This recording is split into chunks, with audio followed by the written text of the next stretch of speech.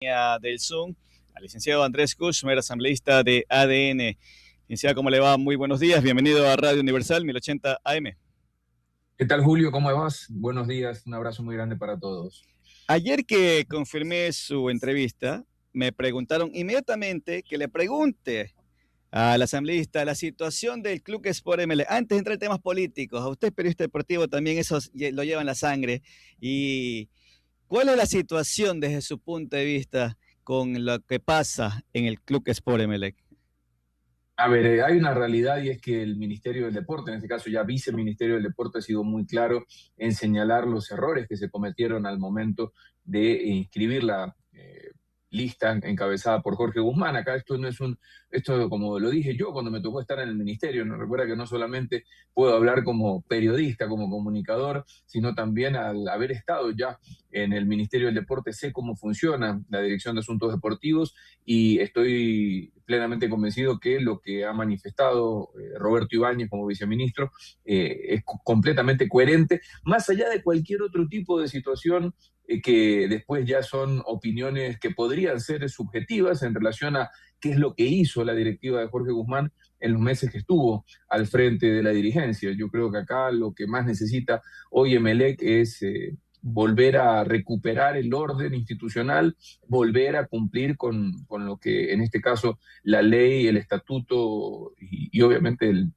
el futuro institucional del club necesita, requiere, y ahí a partir de ese orden que el día de ayer escuché, vi en Twitter las declaraciones del interventor, yo creo que a partir de esa recuperación del orden institucional, lo más probable es que veamos, bueno, a un club de fútbol mucho más ordenado. Pero repito, esta opinión final puede ser subjetiva, algunos pensarán que a lo mejor el trabajo dirigencial que se hizo fue el correcto, que deportivamente se luchó con las armas que se tuvo, que tuvo que ahí ir apagando incendios en el camino. Sin embargo, creo que todo empieza poniendo la casa en orden siempre desde arriba, ¿no? El orden empieza por casa y el ejemplo lo ponen las cabezas superiores de cualquier organización. Correcto, y usted fue criticado también en su momento, ¿no? Por hacer esto en Barcelona Sporting Club, ¿no? Porque aplicar la ley más que todo, ¿no? Pero se ganó Sí. también algunas personas que lo criticaron muy fuerte, asambleísta. Sí, es cierto, Julio, pero el tiempo creo que pone las cosas en orden. Nosotros fuimos muy claros siempre en decir lo mismo que te estoy diciendo en su momento, que son decisiones que se tienen que tomar desde el punto de vista jurídico, que no existe nunca una decisión tomada a lo mejor de manera personal, que no existen señalamientos o que no hay consignas contra absolutamente nadie. Eso es lo que se intentó instalar por parte de los hermanos Álvarez. La verdad que tanto Aquiles, que es el verdadero presidente de Barcelona, lo dijo Vito Muñoz hace unos días, que fue quien tomó la decisión de sacarlo a rescalvo, fue Aquiles Álvarez. Bueno, en ese momento también fue Aquiles Álvarez el que quería la inscripción a toda costa de la directiva que encabezaba a su hermano, y nosotros lo que le dijimos es que había puntos insubsanables en la inscripción de la lista, que no se lo podía hacer, y a partir de ahí empezó, bueno, esa batalla mediática en donde desgraciadamente algunos medios de comunicación se involucraron. Lo curioso es que muchos de esos medios de comunicación que en aquel momento rechazaban la acción del ministerio, que algunos eran los primeros en decir que no podía intervenirse Barcelona, que era un error la intervención del club, son los que hoy aplauden la intervención en Emelec y son los que dicen que no se tiene que meter la justicia, que lo que Emelec necesita es una dirigencia seria. Entonces, bueno, que se decidan un poco, ¿no? Es verdad, sí, he visto los comentarios también en redes sociales por parte de aquellos que lo criticaban en su momento. Hablando de Aquiles Álvarez, la audiencia del caso AAA, que se ha postergado por A o B, C razón, y los abogados, en este caso del alcalde de Guayaquil, excusas tras excusas. ¿Cómo va este tema, esta situación en el cual también lo escuchaba el señor Cristian Puente, director de ejecutivo de la Agencia de Regulación y Control Hidrocarburífero, también pidiendo que ya no se dilate este juicio, asambleísta? Pasa que lo que dice el señor Puente debería ser el sentir de absolutamente todos los ciudadanos ecuatorianos, porque acá lo que está pasando, y esto es lo que la gente tiene que comprender, es que la ley tiene que ser para todos y que la ley no puede estar camuflando o de alguna u otra manera permitiendo artimañas legales que sigan dilatando un proceso en donde hay un perjuicio al Estado de más de 90 millones de dólares. Lo que dice el señor Puente es completamente cierto. Ya van más de 500 días en donde las audiencias por las investigaciones por el presunto tráfico de combustibles y la comercialización de estos hidrocarburos con subsidio que habrían sido vendidos de una manera irregular con algunas pruebas fehacientes de lo denunciado, debería decidirse cuanto antes y no seguir en este baile permanente o en este juego permanente de las escondidas por parte de los investigados que utilizan, repito, todo tipo de artimaña o de excusa para que las audiencias se dilaten. Cuando digo todo tipo es porque van desde ausencias, pasando por problemas carácter laboral, que el abogado que contraté ya no está,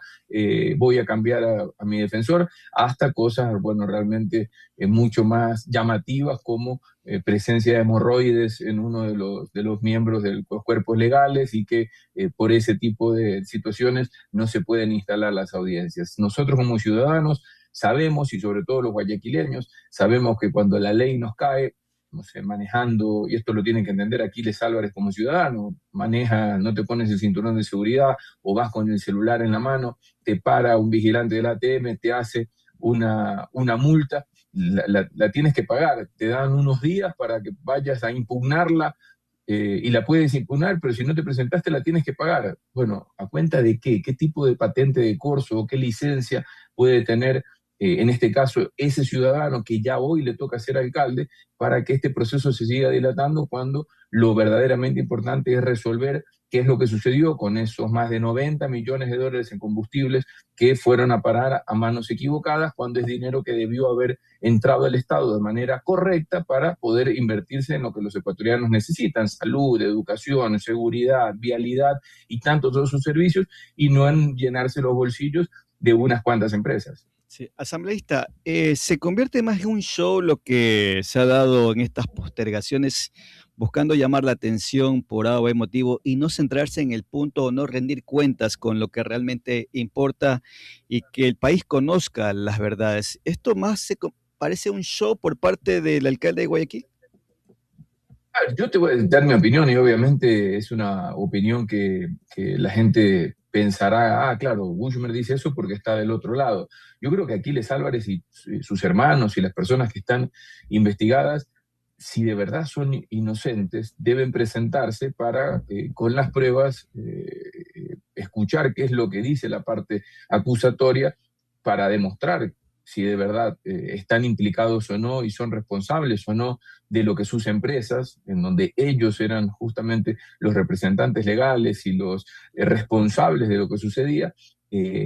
efectivamente están o no involucradas en esta difícil y dura acusación. Sin embargo, si ellos lo que están haciendo es justamente montando permanentemente discursos de persecución, señalamientos políticos, otro tipo de descargas desde el punto de vista de la defensa y no buscan cerrar cuanto antes el proceso, yo te diría que sí, que parece que lo que quieren es patear la pelota cada vez más lejos y no cerrar esta investigación que, repito, la ARCH es muy, pero muy clara en sus intervenciones y en sus presentaciones de pruebas y que confirma, bueno, el crecimiento brutal, brutal, inusual, no sucede lo que ha sucedido con las empresas que maneja el grupo de los hermanos Álvarez y un comportamiento, bueno, financiero que, no sé, a cualquier empresario le hubiese gustado tener y me parece que esa es la manera en la cual ellos deberían enfocarse en demostrar que las acusaciones que están recibiendo son equivocadas y no justamente en montar bombas de humo permanentemente, en señalar que son persecuciones políticas por tratarse de opositores del gobierno actual.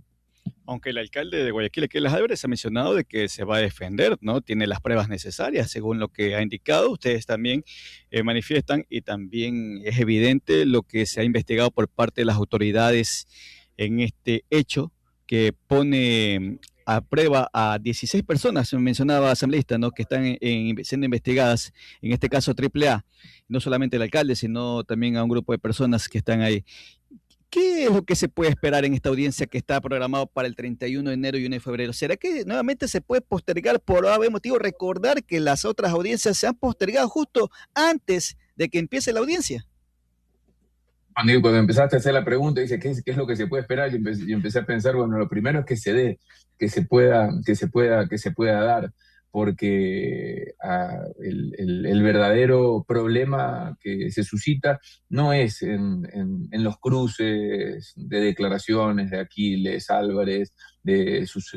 la gente que lo acompaña, sus abogados, otros funcionarios del municipio de Guayaquil, o las voces que a lo mejor causan repercusión con sus discursos, las estrategias de comunicación en sus redes. Eso yo creo que no es lo importante. Lo importante es que los procesos y las audiencias se puedan dar, que se escuchen las pruebas de descargo y las defensas, como dijiste hace un rato, que se puede defender. Claro que se puede defender, se tiene que defender, y todos tenemos derecho a nuestra defensa hasta que se demuestre lo contrario, pero el tema es que las audiencias se tienen que dar, y ahí es en donde, repito, todos los ciudadanos, pero mucho más los guayaquileños, porque yo creo que acá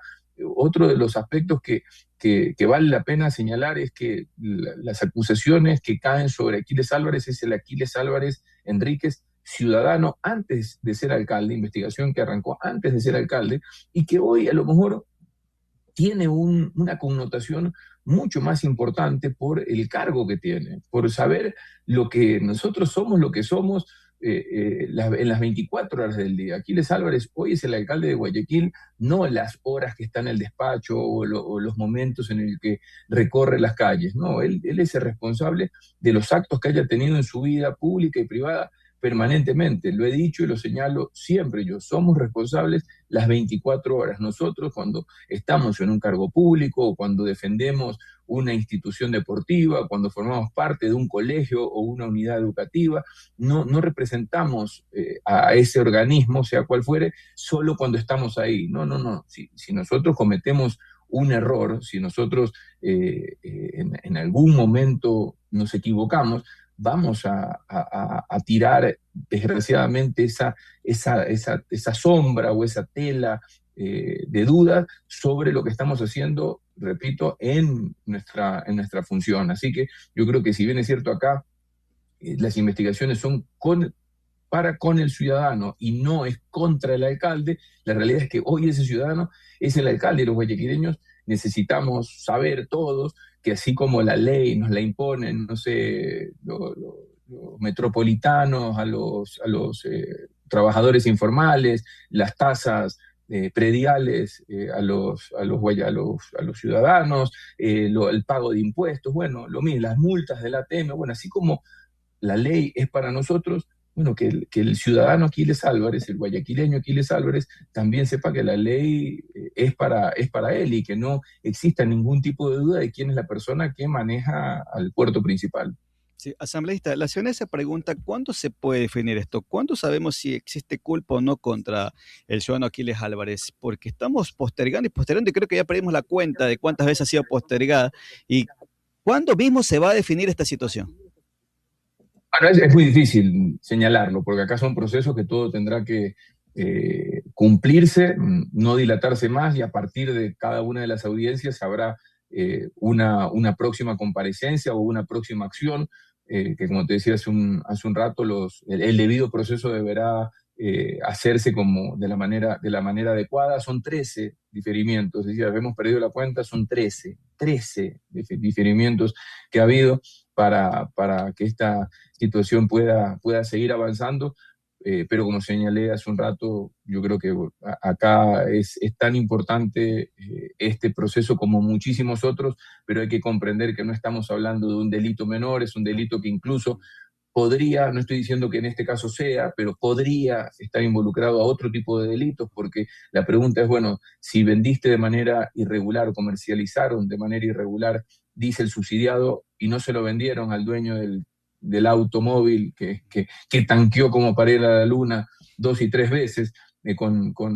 un cilindraje que no pertenecía al consumo del combustible despachado y tantas otras cosas, ¿a quién se lo vendiste? Y normalmente las actividades que están vinculadas a la compra masiva de combustible a veces son actividades que también están vinculadas a lo mejor a otro tipo de situaciones ilícitas. Repito, no estoy diciendo que en este caso haya sido, pero no es un delito menor, por eso es importante no solamente escuchar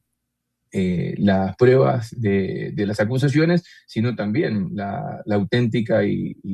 defensa, la auténtica defensa y el derecho a la defensa que van a tener ellos para demostrar que las acusaciones que están recibiendo no son las adecuadas. Cambios de abogados a última hora, dolor de muelas que usted mencionó también, el tema de hemorroides, fueron parte de las excusas. ¿Cuál es la que más le llamó la atención? Vimos hasta en un video que uno de los abogados salió hasta en el baño, ¿no? Eso también, la verdad, que llamó mucho la atención. ¿Cuál es la excusa que más le ha llamado la atención al asambleísta sobre este caso? La verdad es que sí, a los ecuatorianos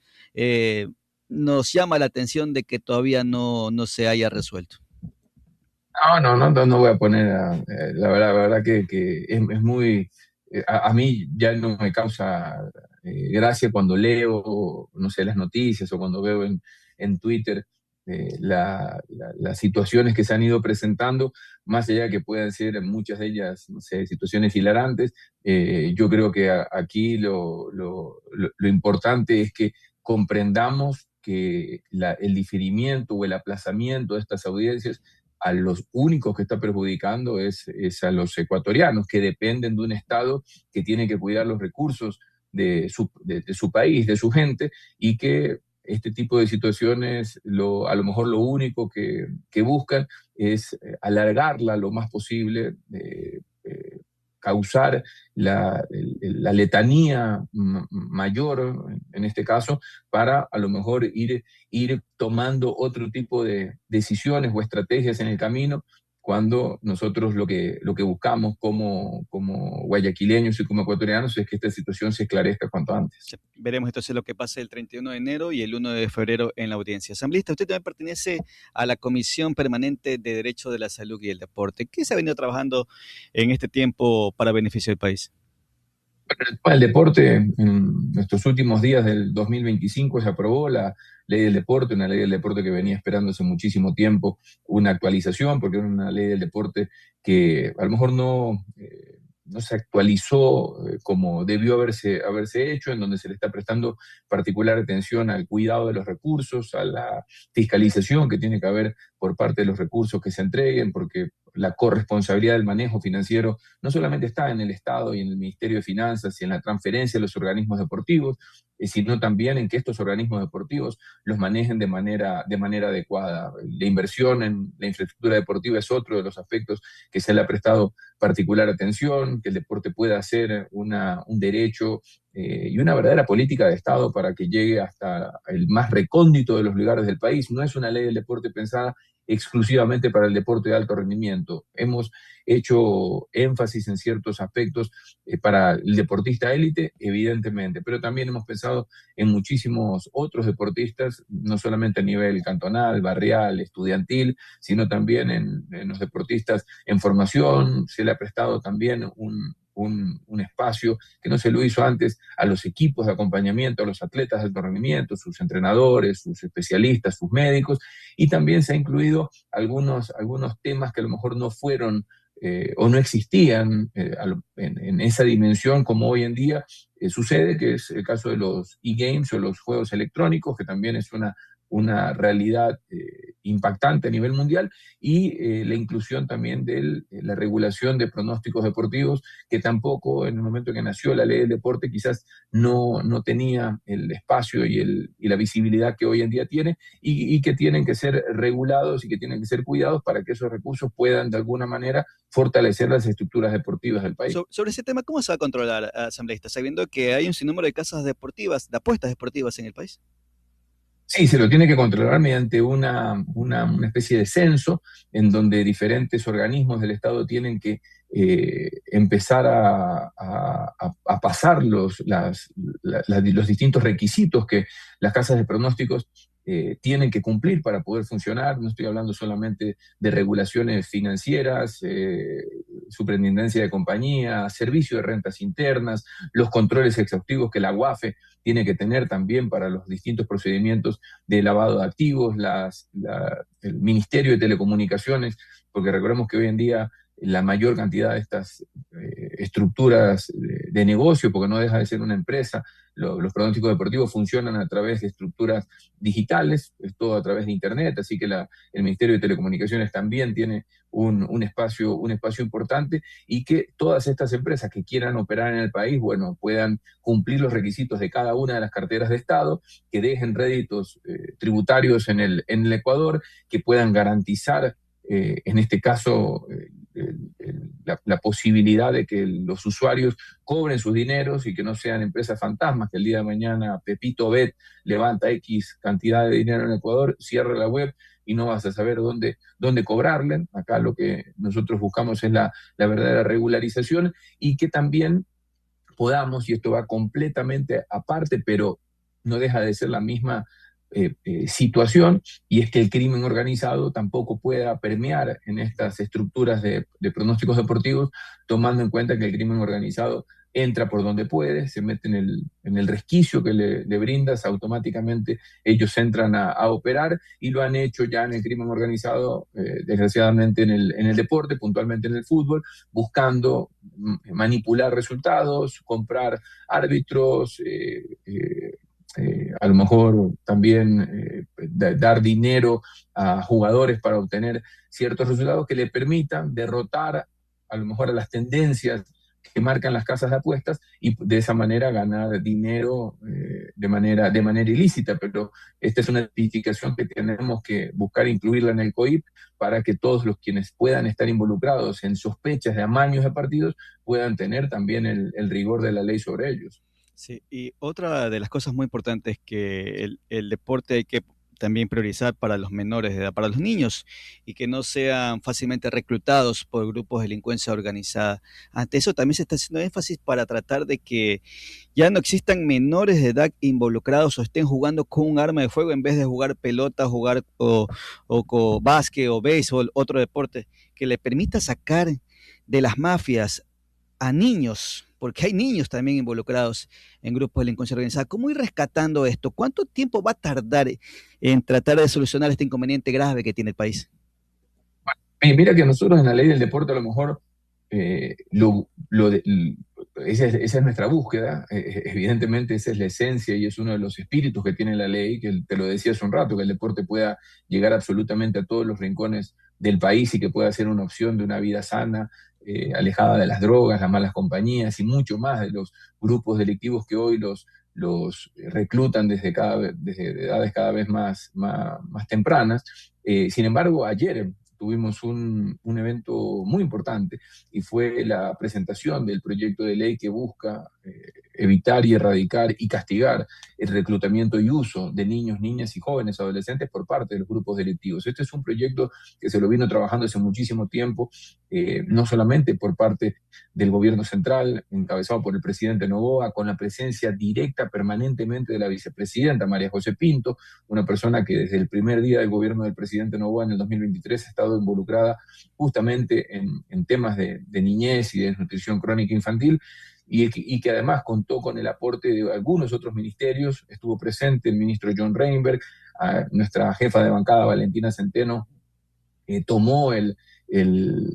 proyecto de ley, lo entregó formalmente en la Asamblea, y como lo dijo Valentina, es un proyecto que ilusiona mucho, porque lo que ella hablaba de su provincia, de Manabí, de su ciudad natal, y las situaciones que ella vio a lo mejor en su niñez y en su juventud, y cómo el deporte sirvió para que muchos de sus amigos, Valentina es deportista, fue una deportista, si no me equivoco, hasta de alto rendimiento en voleibol, ella vio cómo el deporte cambia vidas, y cómo desgraciadamente el crecimiento de los grupos delictivos y en la poca inversión social que existió en los últimos años por parte de algunos otros gobiernos, hizo que muchos de esos niños caigan en manos de los GDOs. Los chicos y los jóvenes, Julio, no quieren ser delincuentes. Ellos quieren ser como Moisés Caicedo, ellos quieren ser estrellas de rock, ellos quieren ser actores, actrices, empresarios, médicos, arquitectos. Si nosotros no comprendemos que, por un lado, hay que evitar que ellos sean las primeras víctimas de los grupos delictivos, porque los niños y jóvenes son las primeras víctimas de la operación criminal que ellos los utilizan como escudos, como carne de cañón, muchas veces para ejecutar tal vez los crímenes más atroces, porque saben que son inimputables. Bueno, hay que comprender que a ellos hay que rescatarlos, que no hay que condenarlos por haber formado parte a lo mejor de un grupo delictivo con algún reclutamiento momentáneo, sino que hay que darles un acompañamiento real, con terapias psicológicas y con una posibilidad de reinsertarse en la sociedad de manera verdadera. Ese es el punto de partida y eso es lo que nosotros buscamos con esta ley, castigar a quienes lo estén haciendo, pero también no hay que olvidarnos que hay que ofrecerles algo del otro lado, porque si lo sacas de ahí, ¿y qué hay del otro lado? Hay canchas deportivas, hay programas artísticos, hay cursos musicales, hay posibilidades de aprendizaje, de emprendimiento, etcétera, etcétera. Entonces, es un trabajo en donde tú decías, bueno, ¿cuándo? También es una pregunta difícil de contestar. ¿Cuándo terminará este reclutamiento? Lo que sí te puedo decir es que cuando tenemos que empezar, hoy es tarde. Y por eso lo estamos haciendo desde el primer día y esta ley creo que va a fortalecer ese trabajo que el presidente Noboa ha venido haciendo en contra de los grupos delictivos que golpean, repito, a todos los ciudadanos, pero de una manera muy especial a las familias que quieren un futuro distinto para sus hijos. 7 de la mañana con 58 minutos, 2 minutos de que termine el programa. Rápidamente le voy a hacer unas preguntas que me hacen por acá, asambleísta. ¿Aceptaría el reto si le proponen ser candidato a la alcaldía de Guayaquil? Me han preguntado mucho y he dicho que sí, que obvio, por supuesto, me encantaría, me encantaría. Hoy estoy enfocado en la Asamblea Nacional y con una agenda legislativa eh, bastante ajetreada. Sin embargo, falta un año todavía para eso. El presidente Noboa tomará esa decisión en su debido momento. Yo agradezco el apoyo popular y ciudadano que se recibe, las críticas constructivas que permanentemente mucha gente hace. Me conocen desde hace tanto tiempo, me ven cercano y no temen decirme la verdad. Como yo les digo también la verdad, los miro a los ojos y sé que las cosas podrían y deberían estar mucho mejor para muchos de los guayaquileños, con corresponsabilidades, no solamente del gobierno central, sino también del gobierno municipal, pero lo que yo puedo prometer es que el momento en que el presidente Noboa elija a quien tenga que elegir como candidato a la alcaldía de Guayaquil, porque estoy seguro que hay algunos otros perfiles que están en su justo derecho de soñar lo mismo, el mismo sueño que yo puedo tener de ser alcalde y seguir trabajando por mi ciudad y por mi gente. Yo creo que en ese momento que eso suceda, les podemos asegurar que vamos a tener gente tremendamente comprometida para volverle a dar el brillo que Guayaquil necesita. Y otra pregunta rápida, asambleísta. ¿Más se pelea con los asambleístas de Revolución Ciudadana por X o en la Asamblea Nacional? Bueno, te diría que por X tal vez. En el Pleno me llevo bastante bien. Bastante, no, o sea, hay gente, yo creo que hay gente decente en la bancada de la Revolución Ciudadana. Eh, lo tendrían que contestar ellos, ¿no? Porque a veces en las comisiones aportan, dan a lo mejor opiniones y muchas veces ideas que son atendidas, que son escuchadas. En las mesas de las comisiones aprueban los proyectos de ley y cuando ese proyecto que tiene sus ideas, sus aportes, su voto favorable en la comisión llega al pleno, votan en contra, ¿no? Entonces, ahí No cuando lo yo entiende. medio que sonrío y los miro y digo, bueno, qué sé yo, habrá que preguntarles a ellos, pero tengo gente que respeto mucho, que quiero, como el caso de Frickson, que lo conozco hace muchísimo tiempo, y que sé que en la construcción de un mejor país, partiendo de que pensamos a lo mejor políticamente o tenemos diferentes maneras de ver la política, pero yo creo que acá lo más claro es comprender que necesitamos unirnos y no dividirnos si es que queremos un mejor Ecuador. 8 de la mañana con un minuto. Asambleísta, le queremos agradecer por este espacio que nos ha brindado aquí en Radio Universal para dar a conocer importantes temas a beneficio de los ecuatorianos. Que tenga un excelente día jueves. Lo mismo para ustedes, Julio, un abrazo muy grande a toda la audiencia. Chau, chau. Con esto llegamos a la parte final, amigos oyentes. Que